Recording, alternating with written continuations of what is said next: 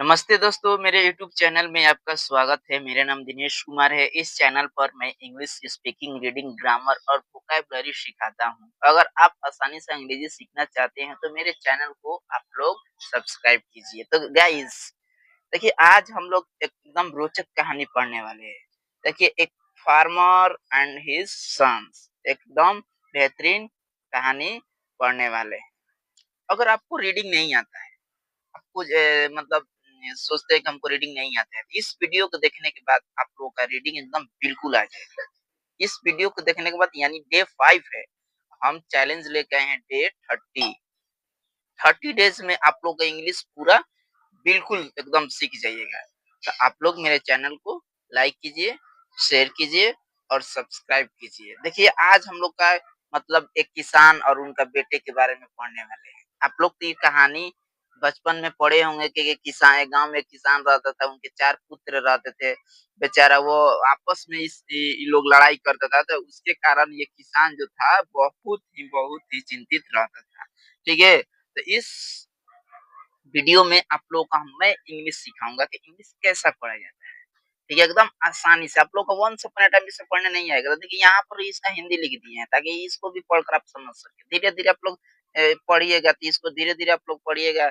फिर बाद में कहिएगा अब इसको हटा देते हैं, डायरेक्ट हम इंग्लिश पढ़ते हैं। ठीक है, तो आप लोग के लिए हम दोनों लेकर आए हैं एकदम। यहाँ भी वंस अपॉन अ टाइम है, वंस अपॉन अ टाइम यहाँ हिंदी भी लेकर आए हैं कि वंस कैसे पढ़ा जाता है। ठीक है, तो चलिए वीडियो को लेट नहीं करते हैं और अपनी क्लास को शुरू करते हैं। ठीक है, तो देखिए यहाँ पर देखिए वंस अपॉन अ टाइम नहीं पढ़ने आ रहा है, तो यहाँ पढ़ लीजिए वंस अपॉन अ टाइम। हमको वंस अपॉन अ टाइम नहीं पढ़ने आ रहा है, हम यहाँ पढ़ लेंगे वंस अपॉन अ टाइम।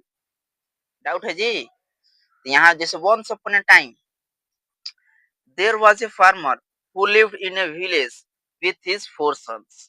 चलो हमको ये लाइन नहीं पढ़ने आ रहा है, चलो हम यहाँ से पढ़ेंगे once upon a time there was a farmer who lived in a village.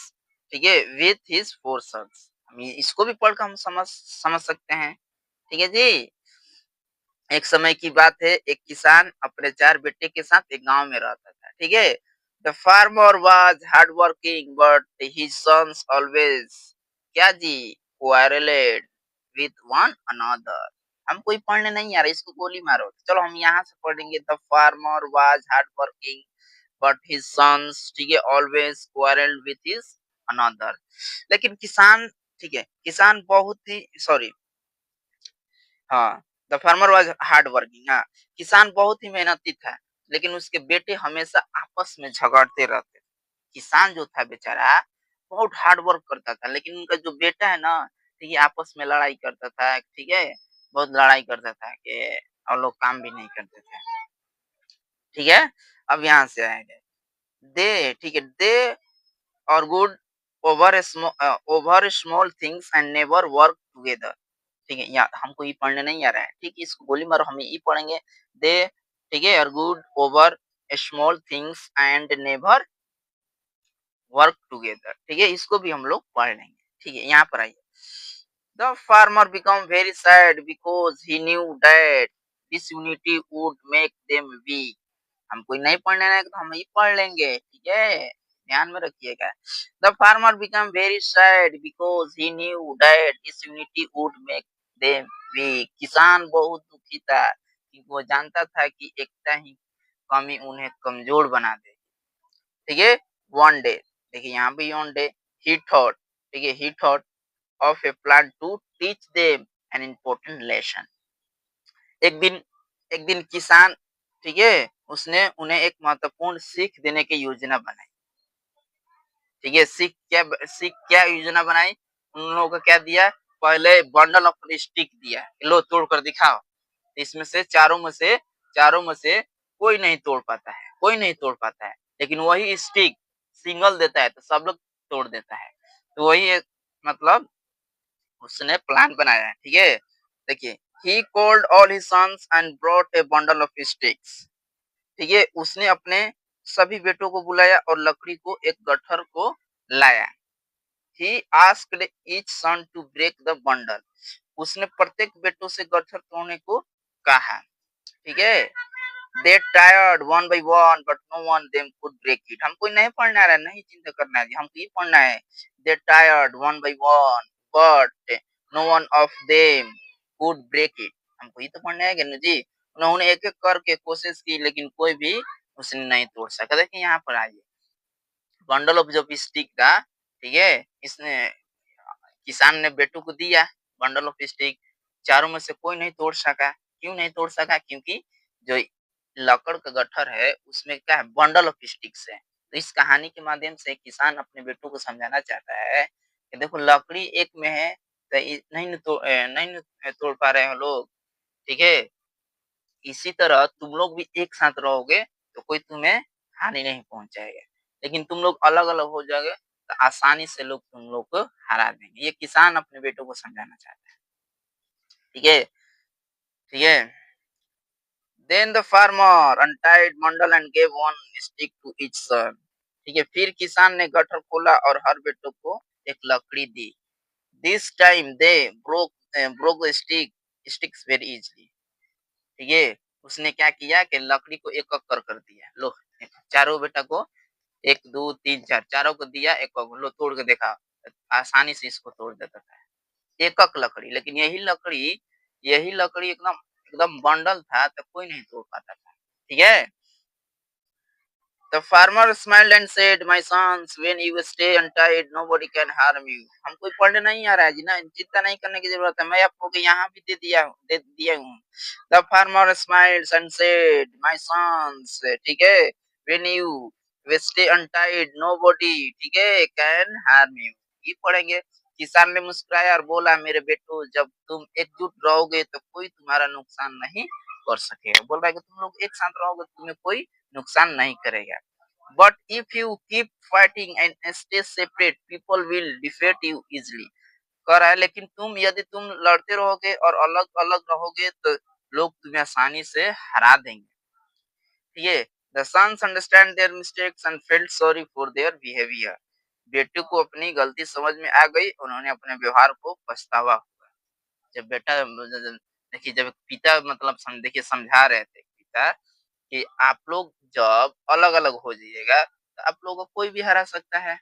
आप लोग आगे ग्रो भी नहीं कर सकते हैं। इसीलिए आप लोग एकजुट रहिए, एक साथ रहिए, ठीक है? और अपने काम को आगे बढ़ाइए, ठीक है?